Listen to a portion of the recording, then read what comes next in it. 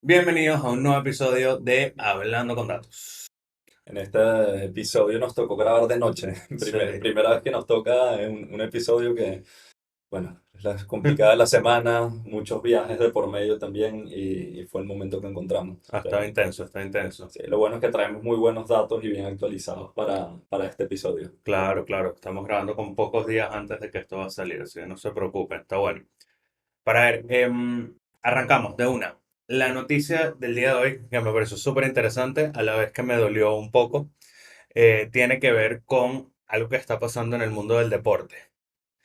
Resulta ser que un grupo de deportistas ha sido suspendido por distintos plazos de tiempo por realizar apuestas deportivas en sus respectivos deportes, algunas de ellas incluso apostándose sus propios equipos. Uno de los deportistas más famosos que está en este caso es Sandro Tonali. Fue uno de los fichajes más grandes del verano, 80 millones de dólares, 80 millones de euros pagó el Newcastle United al Milan por el jugador, que resulta ser que había apostado en partidos del Milan durante años anteriores, varios años. El Milan es mi equipo, por lo cual me duele un poquito la situación, pero este es solo uno de varios casos. Resulta ser que esto ha sucedido con varios deportistas en Brasil, donde 11 fueron recientemente en septiembre, fueron suspendidos de por vida. Ha sucedido con dos deportistas, dos golfistas, pasó con otros futbolistas también en este momento. Al parecer, cinco jugadores de la NFL también este año. Han habido varios casos de deportistas que han sido suspendidos recientemente por apostar en sus deportes. ¿Cómo lo ves? Bueno, sí, en verdad, o sea, me imaginaba que es algo que podía pasar.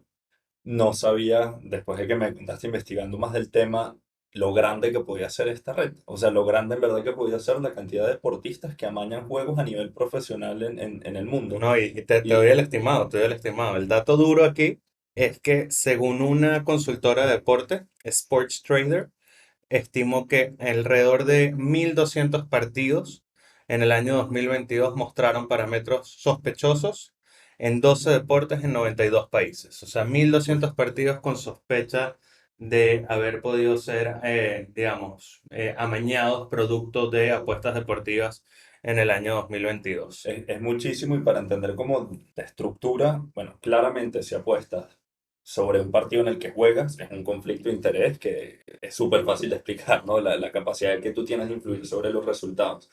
Y las apuestas, la legislación la basa en un juego de probabilidades, ¿no? Y las personas, según el nivel de conocimiento que tienen de cómo debería ser el juego, por la capacidad del jugador, por la capacidad del equipo, por partidos históricos, se supone que con información pública uno debería colocar la apuesta. Yo primero estoy en contra de las apuestas. Yo no apuesto, no me gusta. No, pero eh, de vez en yo, cuando. yo fui una vez al casino, fui con $10 con miedo, perdí mis $10 y me fui corriendo y es como que ya no quiero A volver mí, aquí. a mí me dio un Y poco mejor. has tenido, no, yo no soy bueno para el juego. Pero básicamente con esa información pública es que deberías poder tomar la decisión. Pero claro, un jugador no tiene mucho más acceso. Y al final es prácticamente lo mismo que hacer insider trading, ¿no? Porque tienes acceso a información privada y más si tienes acceso y capacidad de manipular con esa Claro. información privada del juego. Ese es el punto principal, ¿no? Por eso las regulaciones contra los deportistas son tan fuertes. Y no solo tiene que ver con la parte de la ley, eso es todo un mundo, digamos, específico de cómo cada país lo maneja, pero también las regulaciones de cada liga. Por ejemplo, el caso de este Sandro Tonali no es un tema de que haya entrado a estas alturas la ley, él no tiene ningún tema judicial en ninguno de los países en donde está, pero sí rompió las reglas de la Federación Italiana de Fútbol al haber apostado en partidos en los que él se encuentra involucrado. Ahora, eso no es un caso de amaño. Apostó a favor de que ganaba, pues no, que es Claro, la naturaleza natural de lo que él debe estar tratando de hacer en la cancha. sí, pero igual por naturaleza le quita sí, le quita como la magia de que quieres jugar a dar lo mejor de ti. Si, por ejemplo, te apuestas en contra o amañan partidos y toda la magia del deporte, sabiendo que está amañado, muere, ¿no? En verdad es literal un fraude el hacer eso. Claro, ahí sí estamos hablando de algo distinto, que es amañar partidos. Y de hecho, algo que vimos, esto no solamente pasa con el fútbol como mencionabas, ¿no? Sino con otros deportes, y uno de los más impresionantes ha sido el caso del de tenis, de Ujú. una red de 180 personas que están involucradas a nivel de tenis profesional, organizadas por Grigor Sargsyan, creo que se pronuncia el apellido, pero logró por 5 años, es lo que se calcula hasta ahora de lo que se sabe, amañar partidos de tenis a nivel profesional que la gente, alrededor de 180 personas con prestamistas, financistas, o sea, era todo un mercado, toda una Ujú. estructura. Y lo inteligente, por su lado, es que no necesariamente la apuesta va solamente hacia quién gana y quién pierde, sino va hacia cómo termina este set específico, o quién gana el quinto game del segundo set, o cuántas doble faltas hay en ese juego. Entonces son apuestas muy, muy específicas y el tema entiendo que se termina descubriendo porque consistentemente parecía que ciertas apuestas que ya se estaban volviendo públicas, que eran como contra probabilidades muy, muy, muy bajas de Ujú. lugares como muy recónditos que siempre le estaban chundando, entonces ahí se Claro. empiezan a investigar el tema. Y es que eso habla de cómo la apuesta deportiva se ha vuelto un mercado tan grande, porque estamos hablando de que la gente apostaba no en los partidos, no estamos hablando de los deportistas, no estamos hablando de Nadal, ni Federer, ni Djokovic, ni nadie que está en el más alto nivel del tenis. Estamos hablando de las personas que no ganaban ni siquiera lo suficiente para cubrir su año completo como deportistas profesionales, esas personas que están entre el puesto 150 y el puesto 500 del mundo y no da los premios que ganan para cubrir los costos de jugar en la gira profesional, están jugando torneos de menor nivel en Tailandia y tienes un tipo en Perú apostando a que esa persona va a hacer 8 dobles faltas en este partido. Entonces, Claro. ya es una Y, industria que se ha diversificado muchísimo. y es un juego de probabilidades al final, si lo mañas tan bajas y tan difícil de detectar patrones, que puedes ganar muchísimo dinero haciéndolo. Entonces es complicado también la regulación y la detección del tema. Total, pero y es un sitio donde casualmente muchas personas famosas y sobre todo deportistas han caído, ¿no? O sea, Phil Mickelson ha tenido un millón de problemas con esto, abiertamente ha dicho que tiene problemas de gambling, no necesariamente que apuesta en sus deportes, pero que tienen problemas con esto.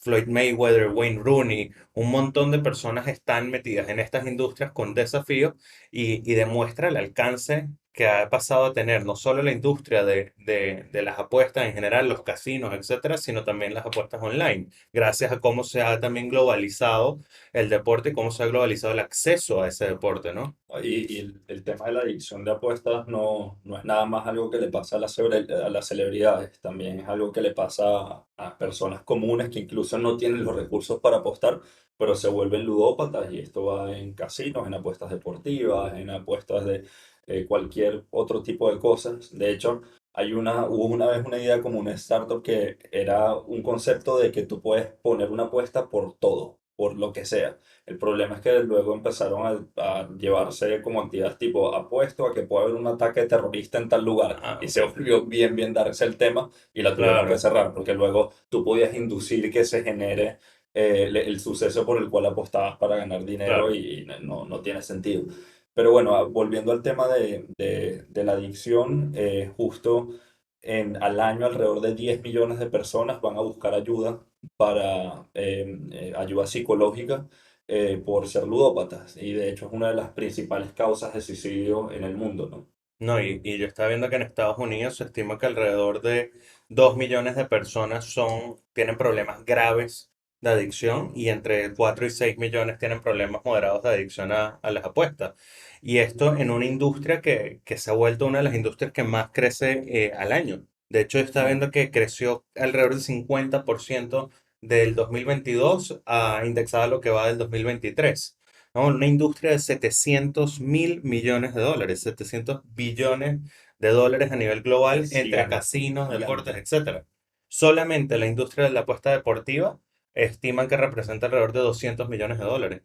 Y con unas rentabilidades que me imagino deben ser exorbitantes, porque al final el juego es un tema de servicio, de ser Ujú. plataforma en el intermedio, no tienes como costos de producción, es puro marketing, poner la plataforma y luego como casa apuestas, si lo haces de manera inteligente, marejinas también unos números que pueden ser una locura. Pero impresionante cómo también los avances digitales han llevado a que hayan surgido tantas plataformas de apuesta que apostar es tan fácil. De hecho, solamente el Super Bowl genera alrededor de 15 millones de dólares en apuestas al año. O sea, el año pasado generó 15 millones de dólares en apuestas un partido de fútbol americano. Y de lo que está registrado, porque al final la cantidad de apuestas Claro. que hay off the record no tienes ni idea de No, lo la que puede apuesta que pasar. hacemos tú y yo aquí entre nosotros no la registran, ¿no? Sí, sí, y menos si la apuesta es una chela. Entonces, Claro. ok. Pero es plata, una chela es plata. Exacto, exacto. Pero es una industria con un crecimiento exorbitante, es una industria que tiene impacto en muchas casas, en muchos hogares, es una industria que además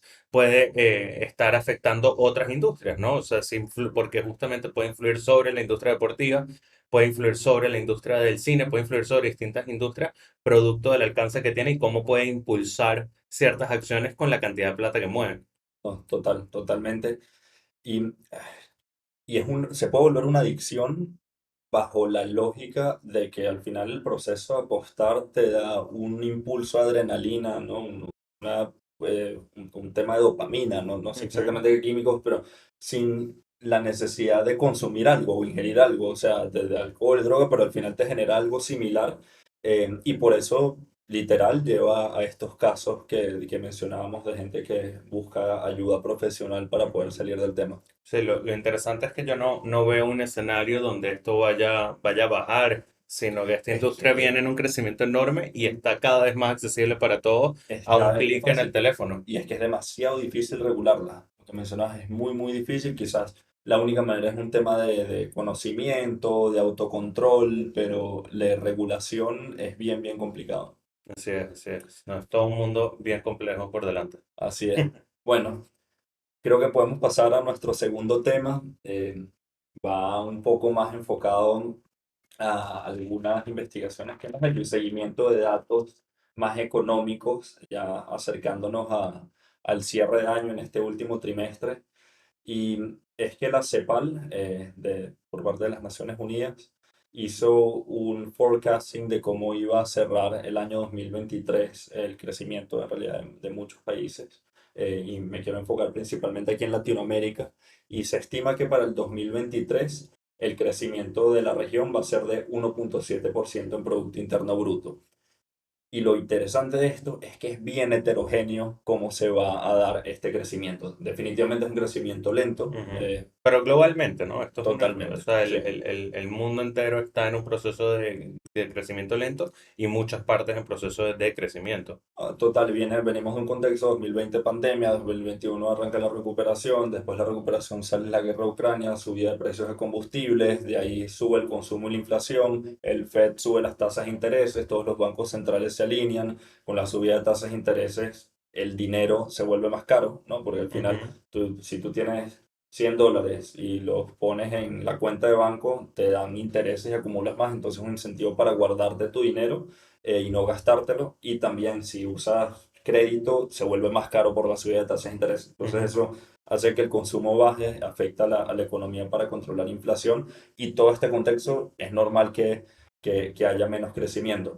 Pero igual si vemos como país por país, tenemos básicamente una serie de países que fueron negativos, otros que crecieron entre 1 a 3%, un crecimiento muy, muy leve. Luego otros que son más optimistas de 3 a 5%. Y luego tenemos algunos outliers en la región bien interesantes que crecieron bastante más del 5%, ¿no? Sí, que definitivamente no están siguiendo las dinámicas macro, No, sino que no, no. efectivamente ahí ya los factores internos empiezan a influir mucho, porque Exactamente. en un status quo los factores externos tienen impactos muy significativos. Lo vimos pues en múltiples ocasiones con efectos sobre la inflación, efectos sobre las tasas de cambio.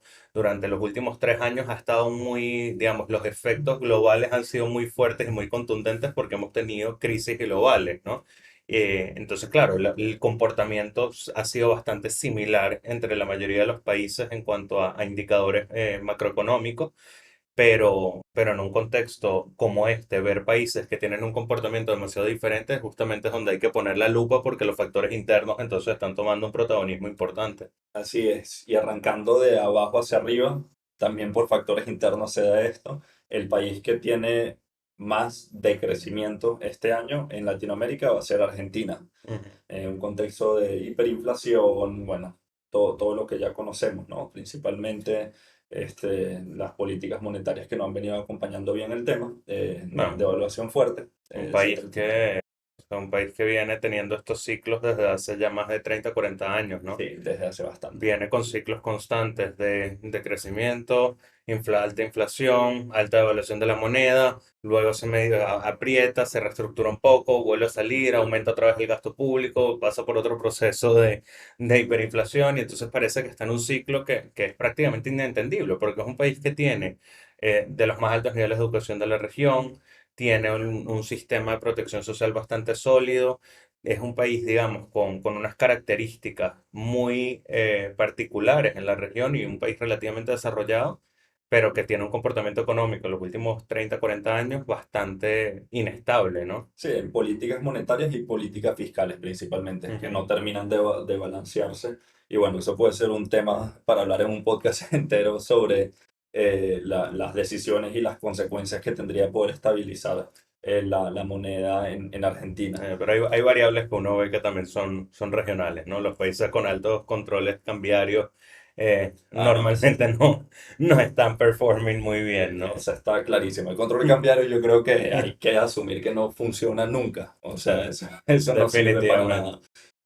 Y luego otros países que están en decrecimiento también un poco más leve, que es una situación bien distinta, es el caso de Chile, que Ujú. se espera que va a decrecer en menos 0,3%, contexto político electoral complicado, frenazo de confianza en ciertos inversionistas por ciertos resultados, etcétera, etcétera. Creo que como coyuntura, y también creo que en el caso de Chile, es de los países más desarrollados de la región y a mayor desarrollo el crecimiento es mucho más difícil, ¿no? Si Correcto. tienes una economía que es bien pequeña, es relativamente fácil crecer y ahí nos podemos ir a los otros extremos. Sí, no, y también siento que los países con las estructuras más estables también van a ser los que se van a mover más alineados al contexto global, ¿no? Así es, así es. Luego pasamos al otro nivel que va como entre 1 y 3%, que creo que eso se puede explicar bastante por esas variables macroeconómicas y algunas situaciones internas de inestabilidad general, como lo son Colombia, Perú, tenemos Ecuador, Uruguay. En el caso de Colombia se estima 1,2% de crecimiento, en el caso de Perú alrededor del 1% solamente. Sí, pero yo creo que si ponemos también el ojo en países como Ecuador y Perú, específicamente en ese grupo, son países que vienen con unos niveles de inestabilidad extremadamente altos, niveles de inestabilidad política, sobre todo, conflicto social alto, altos índices de violencia, sobre todo en Ecuador en contexto electoral.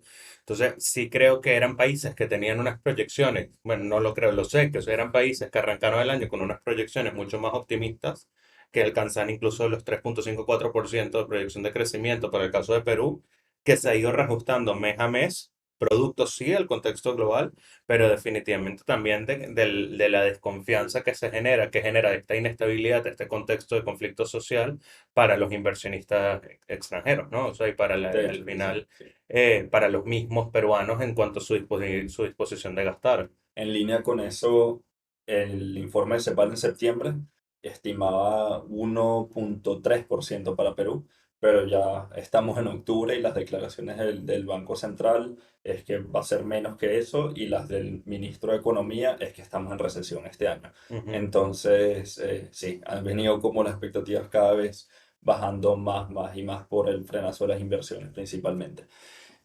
Luego tenemos el rango de más hacia el 3-5%. El único país de Sudamérica que está creciendo en ese rango es Paraguay.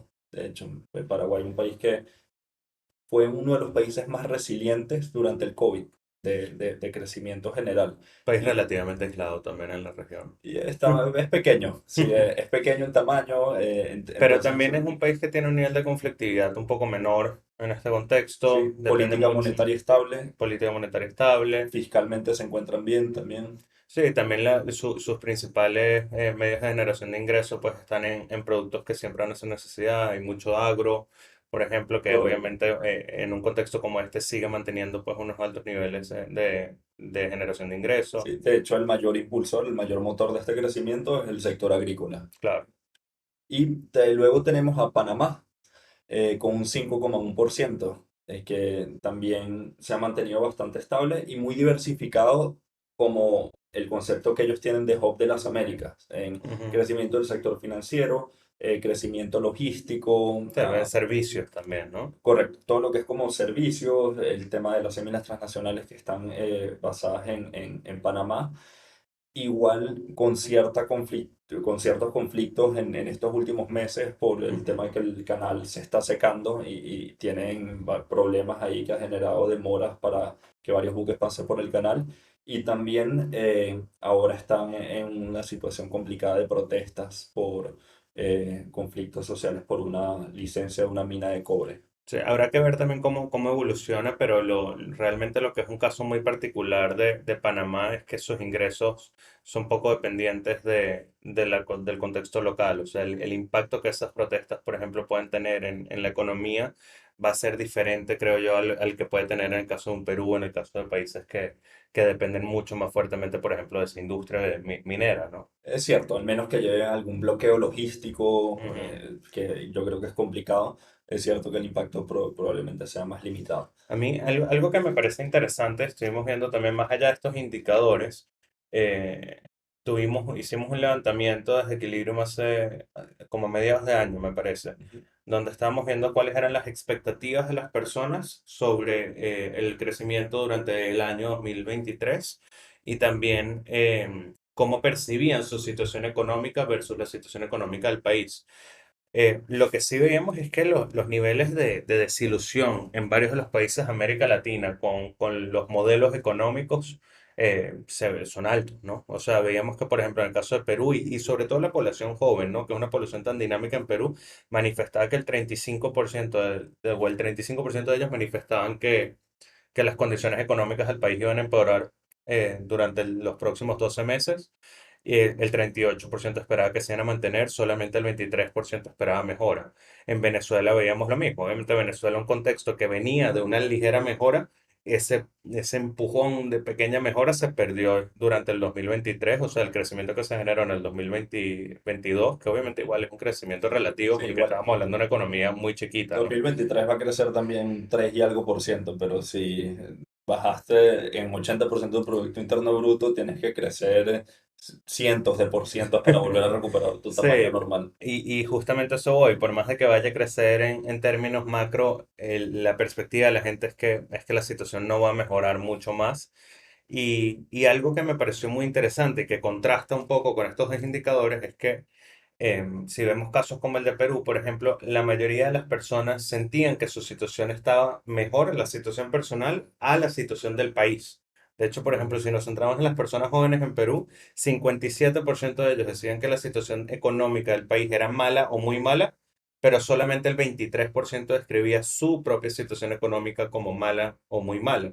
Entonces, sí hay una pequeña desconexión yo creo que esto es un sentimiento como de desesperanza en donde dicen, sí, pues yo puedo estar más o menos bien ahorita, pero yo no veo esto yendo hacia un camino positivo. Y de hecho eso ha influido, por ejemplo, hasta que los índices de intención migratoria hayan aumentado en Perú. Y también creo que puede tener que ver que la construcción que se dan sobre la economía del país viene por las noticias, ¿no? Viene sobre Correcto. la manera que se informan, mientras que la autopercepción de cómo lo están lo viven en el día a día y al final pensarán la mayoría, no, mira, estoy mejor de lo que escucho y lo que veo en las noticias que sabemos que tiene una influencia grande en las personas. Es un tema del que hemos hablado, ¿no? Cómo las Exacto. noticias pueden influenciar cómo percibimos ciertos contextos más allá de la realidad Mira, directamente palpable. y donde definitivamente ahora tengo muchísimas ganas de ir a levantar una encuesta para preguntar autopercepción de crecimiento económico y qué tal les está yendo a cada una de estas personas económicamente, es en Guyana, que es el outlier de los outliers que tenemos ahora en crecimiento económico. Puede ser que sea el país que más crezca en el mundo este año Guyana, 2023. Guyana que tiene una población de 1 millón de personas. 800.000 personas estaba viendo Ok. y su capital tiene 100.000 personas. O sea, es un país bien pequeño que de hecho sigue en zona de reclamación para Venezuela.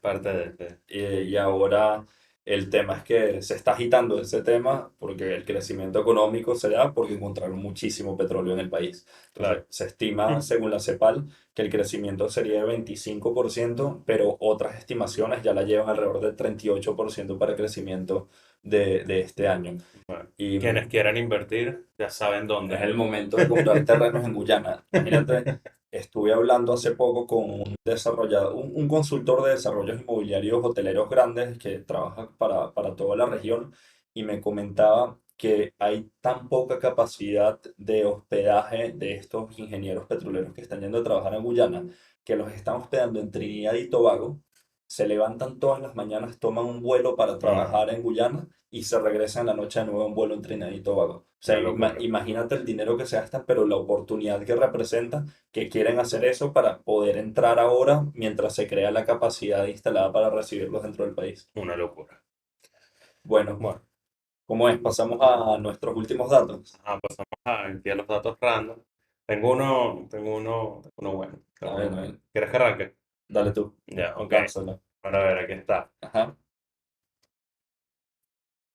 Ubicas las ballenas azules, ¿no? Ballenas gigantes. Sí, sí, claro, las de las películas, pues, ¿no? Enormes, enormes, No he enormes. visto ninguna, no la he tocado, pero Yo bueno. tampoco, yo tampoco. ¿Cuántos litros crees que saca una ballena azul cuando hace pupú? Cada vez que una ballena azul hace pupú, ¿cuántos litros crees que representa eso? Está bueno, está bueno. Está un poco asqueroso, pero me Sí. pareció muy, muy llamativo. Qué incómodo este tema, en ¿verdad? Pero bueno, una ballena azul. Nada, no tengo idea. ¿Tienes como datos que me puedan contextualizar o no? No, ya lanza tu, Dale, adivina y ya. lanza. Adivina y ya, tú sabes cómo es esto. Aquí no vamos a pasar discutiendo mucho tiempo. Mira, en litros, ¿no? En litros. 1000 litros. ¿Sabes lo que son 1000 litros? No, o Porque sea, siempre te vas al otro extremo, ¿no? 200 litros. Pero 200 litros. 200 litros, o sea, 200 litros es Bueno, mucho pupú. lo que pasa es que no sé con qué frecuencia van al baño, O men. sea, eso es mucho más de lo que tú pesas. Claro, no, 100%, O pero una sea, ballena azul es bien más de lo que grande. juntos pensamos. Pero lo que no sé es si va como 3 veces al día, si No se lo sé, aguanta no lo cada sé. 2 días, entonces por eso dije 1000 por si Pero acaso. un dato curioso, todo ese pupú es un alimento muy útil para los muchos peces. Ah, mira, qué bien. Así que sí, Abono marino, todo para la causa. básicamente. Está bien. A ver, yo tengo otro dato que yo te la estoy poniendo mucho más fácil de esa, men, o sea, ¿cómo voy a estimar eso? A ver, ¿cuántos Chinatowns crees que hay en el mundo? Ah, ese está fino. Ok. O sea, hay un Chinatown en la mayoría de las ciudades grandes del mundo. Ujú. En Perú hay un Chinatown, en Claro, en Lima. Lima, claro que Claro, hay un sí, sí. Chinatown en Lima. Tengo un amigo que es alemán de ascendencia china que vino a visitar a Perú y fue al Chinatown y me dijo como aquí nadie habla chino, ¿qué pasó? Era como... Bueno, pero es Yo, que ya yo estas dos pensaba que era... culturas han estado muy mezcladas desde hace muchos años, pues. Sí, no, sí, sí, sí, pero Para me ver, dio risa. yo digo que hay 350 Chinatowns en el mundo. No, ya te fuiste, men. 350 ciudades con Chinatown, no es demasiado normal. No, es mucho más bajo. ¿Cuánto? 120. Bueno, según Chinatownology, que es una fuente de mapeo de Chinatown, la cual, según nuestras recomendaciones, contrasté con otras noticias y fuentes de estimación de Chinatowns en el mundo. Hay oficialmente 35 Chinatowns en todo el mundo, en Eso, 19 países.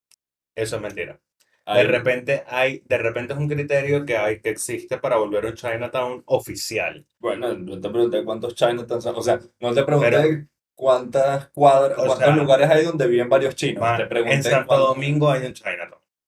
Bueno, Lo hemos visto. hay que ver si está dentro de No, los no 35. creo que ese sea el oficial. O sea, solamente con las ciudades de Estados Unidos ya metes como 20 Chinatowns. Bueno, vayan a averiguar cuál es el criterio para ver si oficialmente entra de Chinatownology. Exacto. Muchísimas gracias a todos. Esto es todo por hoy. Listo, nos vemos en el próximo episodio. Chao.